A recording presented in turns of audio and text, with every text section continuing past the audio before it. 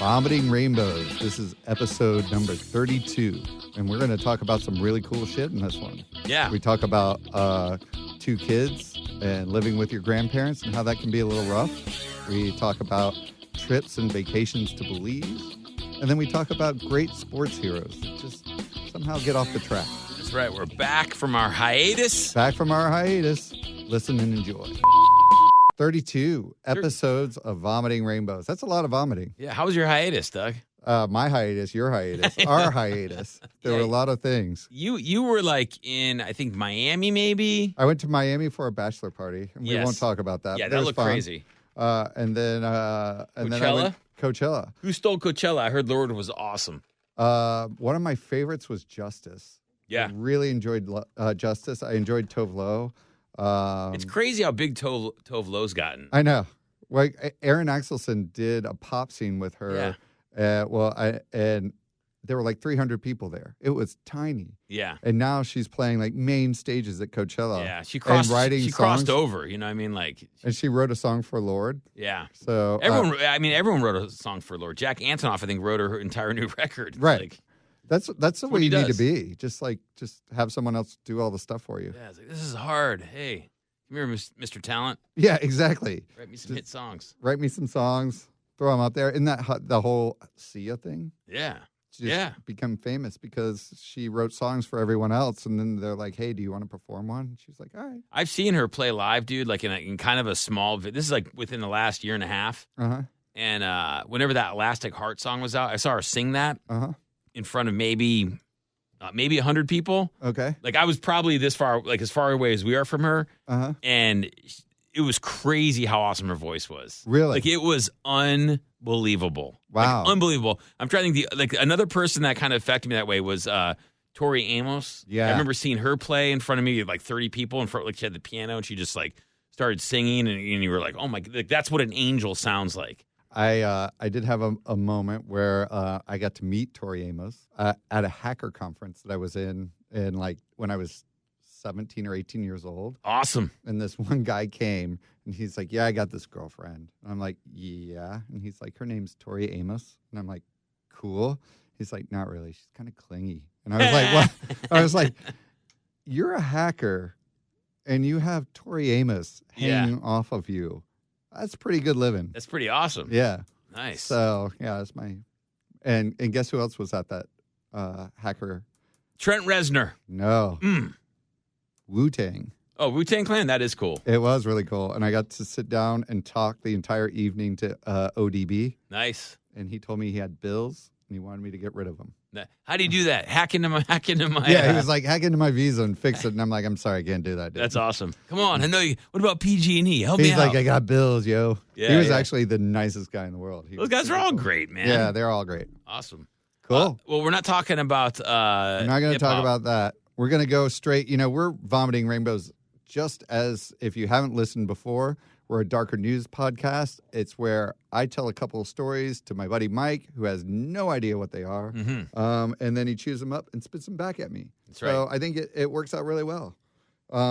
It's me in my natural habitat, not really knowing what's going on.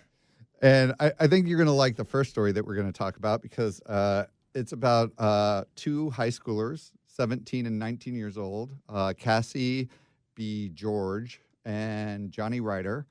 And I guess they didn't like their families very much. They had a plan to kill all their families. And it's very unclear as to why they wanted to kill their families. Well, there's a little glimmer of hope in this story from what you said so far, because you said planned to kill. Right. So their plan was to kill their grandparents,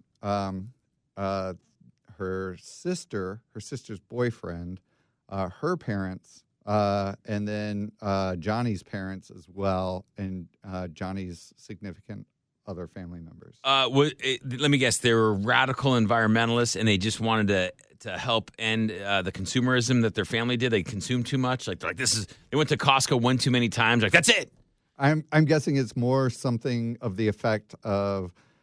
So she was living with her grandparents, or had custody of her. And my guess is that the grandparents were very strict on how she could come and go from the house. Probably didn't like Johnny very much. Johnny seemed to be a little bit of a bad boy, had a lot of like credit card charges, had been arrested before. So Johnny. he was a bad boy. So it sounded like she just decided that she and her like bad boy boyfriend were going to raise hell. Now, did they draw like a diagram of this, or did they? Oh, no. They didn't even go that far. The one thing that, so the people who actually unfortunately did get killed were their 63-year-old grandparents. And this is Cassie's parents or grandparents. See, like, what's up with that? Like, they're like, oh, let's kill our families. Like, yeah. And like the guy's like, let's start with yours. Yeah, Isn't that exactly. what you're like, well, wait a minute. Like, how about we start with your family? Yeah, and the other thing is he's being really tight-lipped right now, so he's not talking. But she is telling him, she just spilled all the beans. She's like, this is what I did. This is like everything that like we had planned to do. And it seems that if your plan is to kill your entire family, and from what you read off, Doug, I can't recollect, but it sounded like at least like 10, 12 people. Yeah, it was a lot. All right. It was ambitious. So my point is 10, 12 people. To me, what I've heard so far, it sounds like she gets caught after they kill one. No, two. Okay, two. They kill the first couple.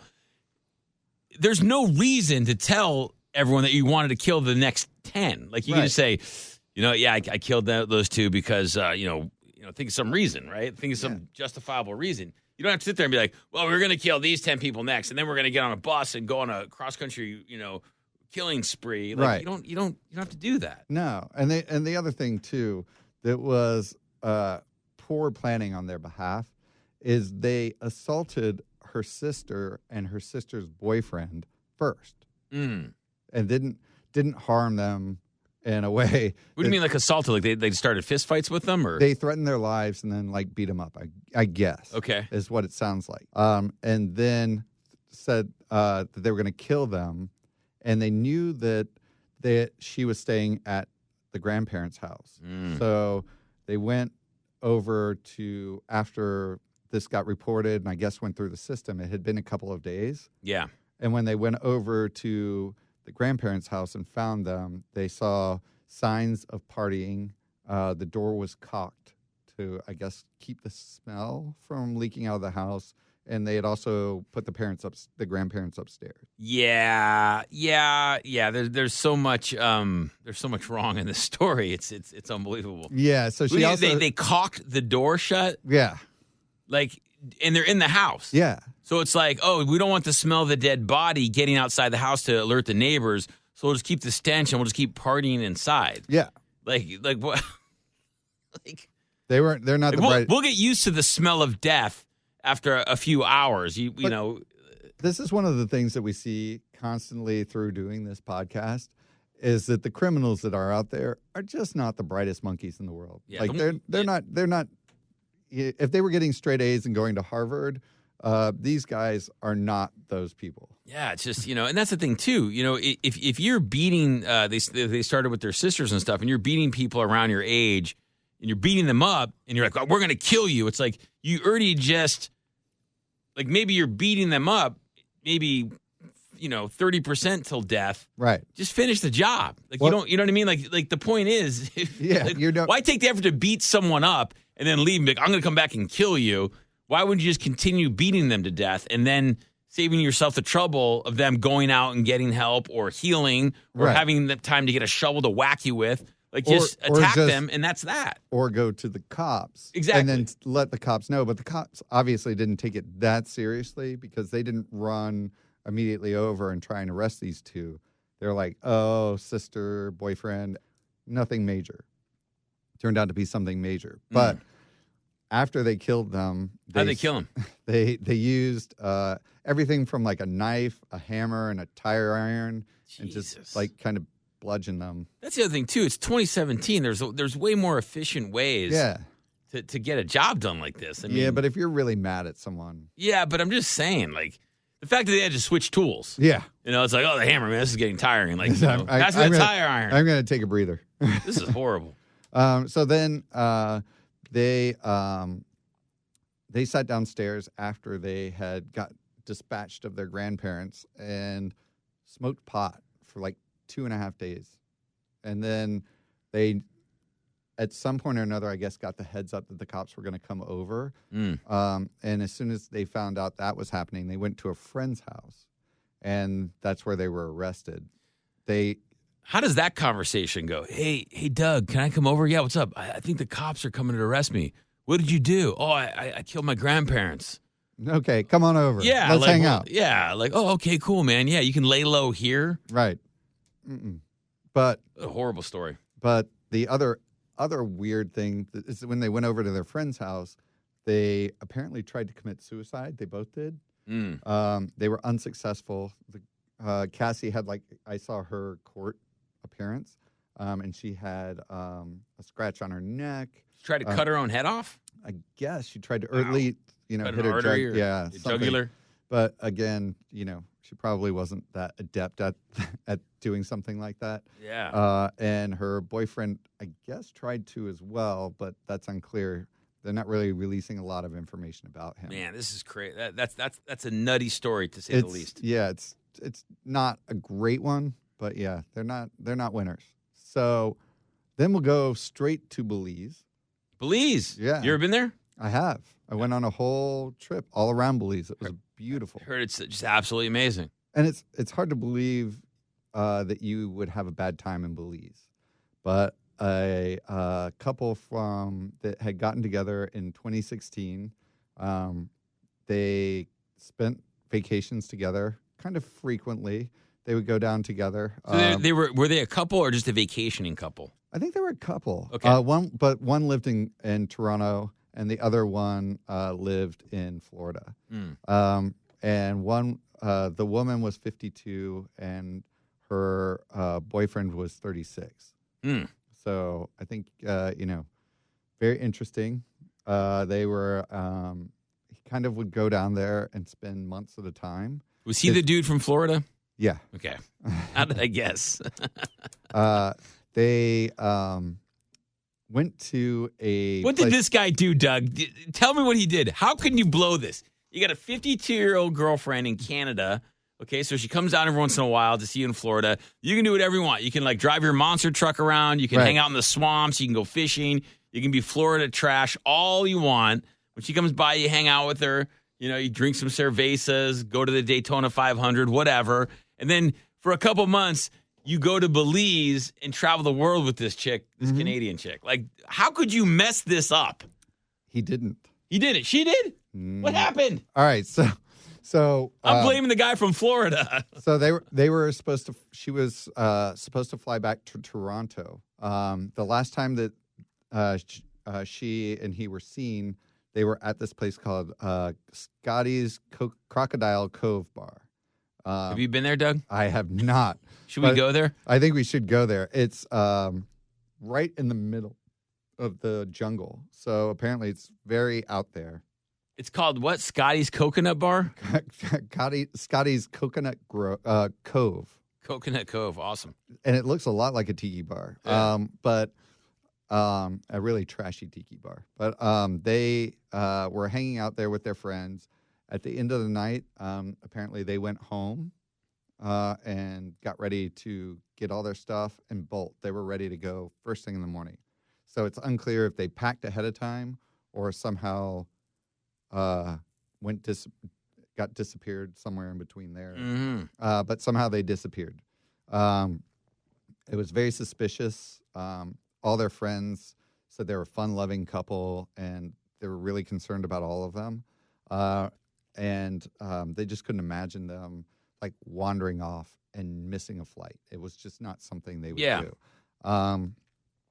So comes to today, where they have found them, and they found them in a sugarcane field on the other side of Belize, and they had duct tape on their hands, and that's as far as they would say. Now I feel horrible because I thought Scotty, the guy from Florida, blew it all. You thought so? Well, they were actually duct taped together as well. So my guess is they were somebody robbed them. Somebody robbed them, Yeah. took their truck, drove them to this far part of Belize, and then probably tried to get money from them, thinking that they were somehow wealthy. Maybe it was her that they thought was the wealthier person.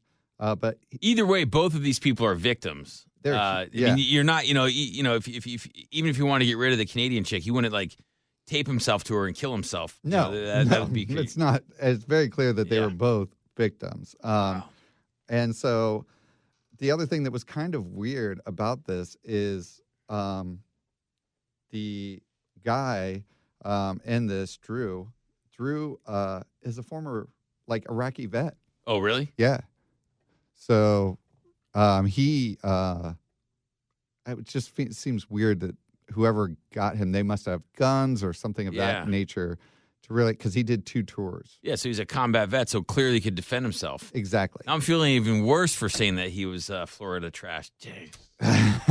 Well, but in the same area, a Chicago ABC producer, Anne Swaney, was found dead from stab wounds to her head and neck. And another Canadian filmmaker, Matthew Klink, was also found dead outside of his home. This sounds like Eli Roth is going to go there and make like a Belize jungle murder movie, right? It sounds like that, but all of her friends said it was a very safe place. But on the other hand, it's safer than hanging out with Aaron Hernandez. Aaron Hernandez, yeah. Do you know all about him?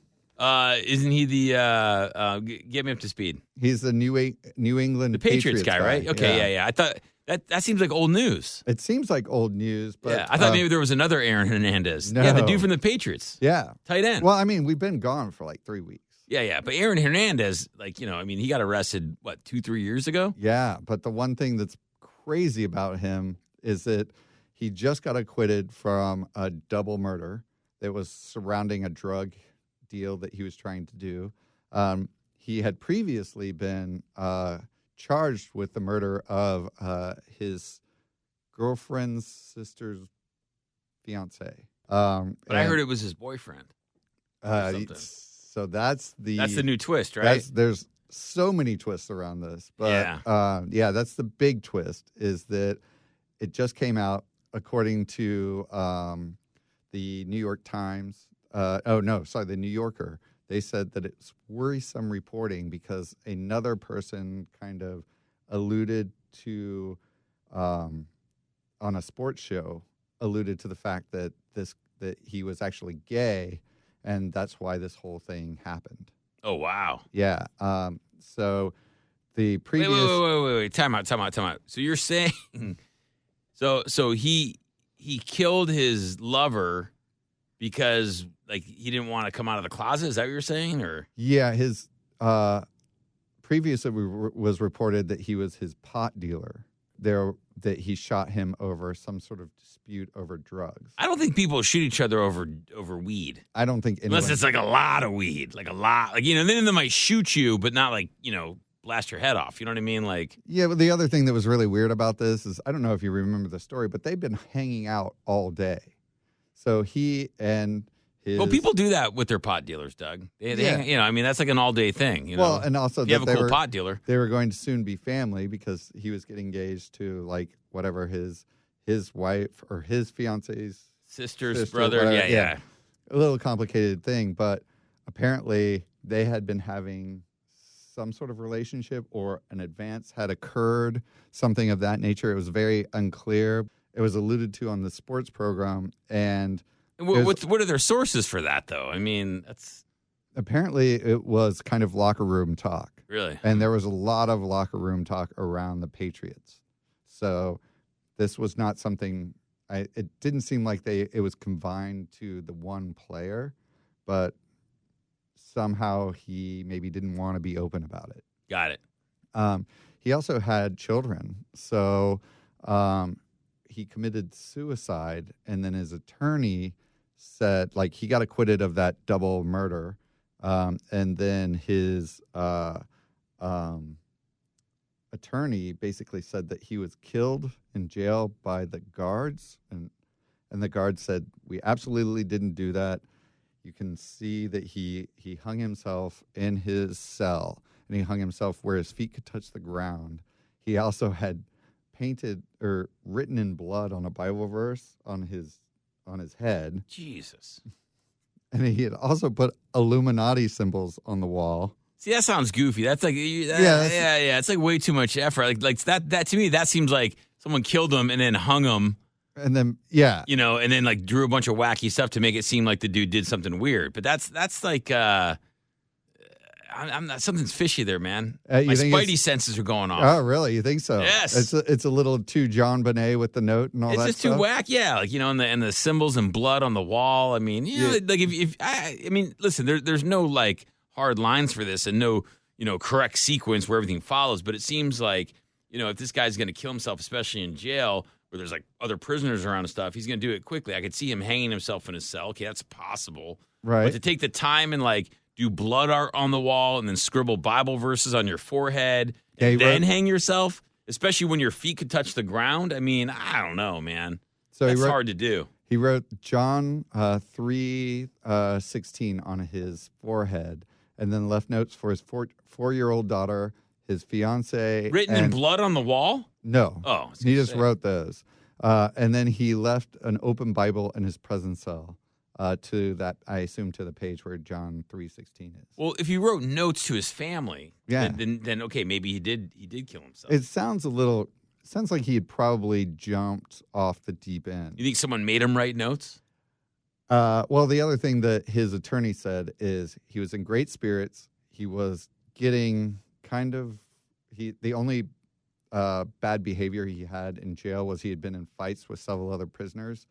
But I could see that if you're like a football player in jail, people are going to test you often, I would assume. And he hadn't been suicidal. He'd been getting tons and tons of fan letters from his like support Patriots. Yeah. So it just seems a little weird. Well, man, I don't know. Yeah, that he would draw a pyramid and like drew the thing on the dollar bill. Yes, like it's like a message. It's like a message, like, you know, like it's a conspiracy. It's called the Seeing Eye of Providence. So that's our episode 32, 37, whatever you want to call it. 32, baby. And you know, one of the things that we would love you to do is drop us a line at contact@vomitingrainbows.com. We love any ideas that you have around that. Also, you can find us at We Vomit Rainbows on all social media, so please rate and review us.